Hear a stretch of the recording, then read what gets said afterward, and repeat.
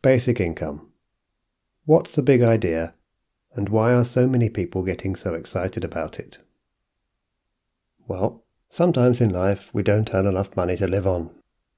There are all sorts of perfectly understandable reasons why that might be the case. We've all been there, even if it was only whilst we were children. As a civilized society, we don't like to let people starve to death in the streets. That's why we have a welfare system, to help people out whenever they don't earn enough to live on. The way we currently organise that welfare system is to have a wide range of different benefits for different people and different circumstances. There are benefits for people who are unemployed, disabled, or pregnant. There are benefits for parents and for pensioners. Basically, if you don't earn enough to live on, you can usually claim a benefit or a combination of benefits to save you from starvation and hypothermia. But there are serious problems with our current welfare system, and two of the main ones are: 1. It's complicated, bureaucratic, expensive, and wasteful.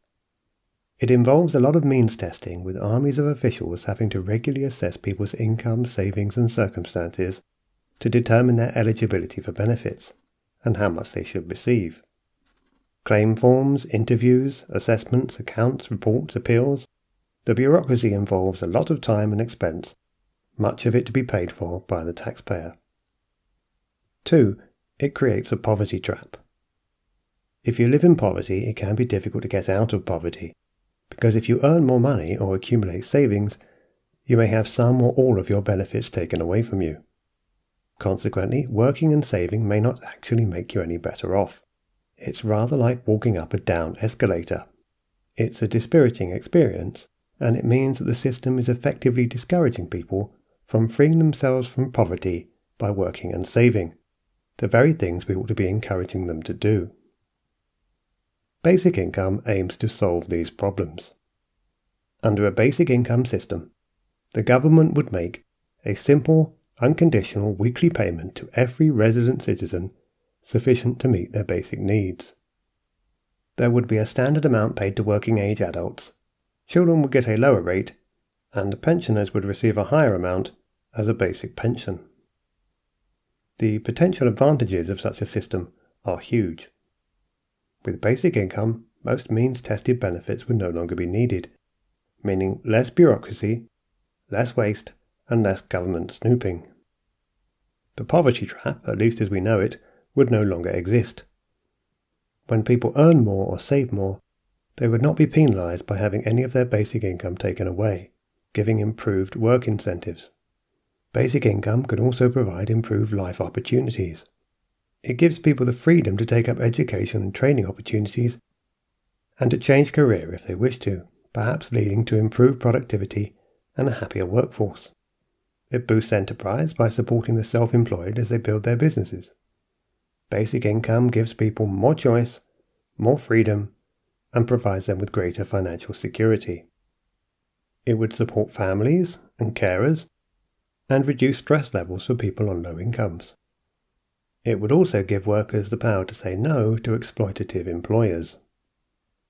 Despite these huge potential benefits of basic income, some people are still strongly opposed to the idea. Most often, however, this is because they have been taken in by some very misguided criticisms of the idea. There are two major myths commonly passed around about basic income. 1. That it is unaffordable. In fact, however, this claim is completely untrue. The fact is that we already supply everyone with the resources they need to live on.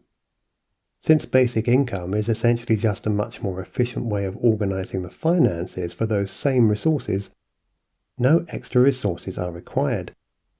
So to claim we can't afford it is utter nonsense.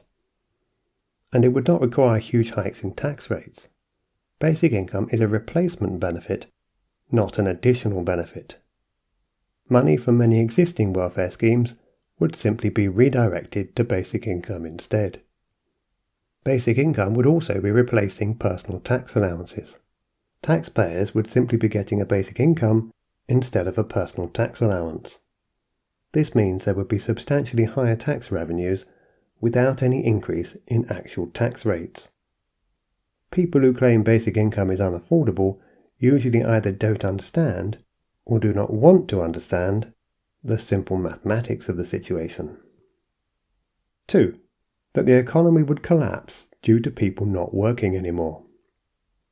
This is also nonsense, and people who make this claim seem to be ignoring human nature. Basic income would only really pay for essentials, and most people would consider it almost unthinkable to go without the many luxuries they are used to and live on basic income alone. They like to have lots of luxuries, and they're prepared to work for them. People like their smartphones, their nice cars and houses, their holidays abroad, their nights out going to pubs and restaurants, and their capu, frappo, mochachinos.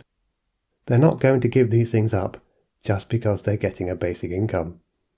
They'll carry on working just as they do now.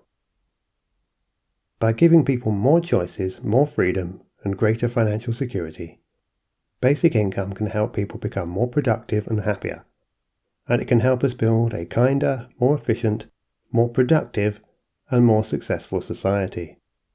So, if you were wondering why a growing number of people are so enthusiastic about the idea, now you know. And if it also helps save us from the robot apocalypse, that'll be a handy bonus. Thanks for watching. To find out more or to offer your help in promoting basic income, please visit imos.org.uk/basic income.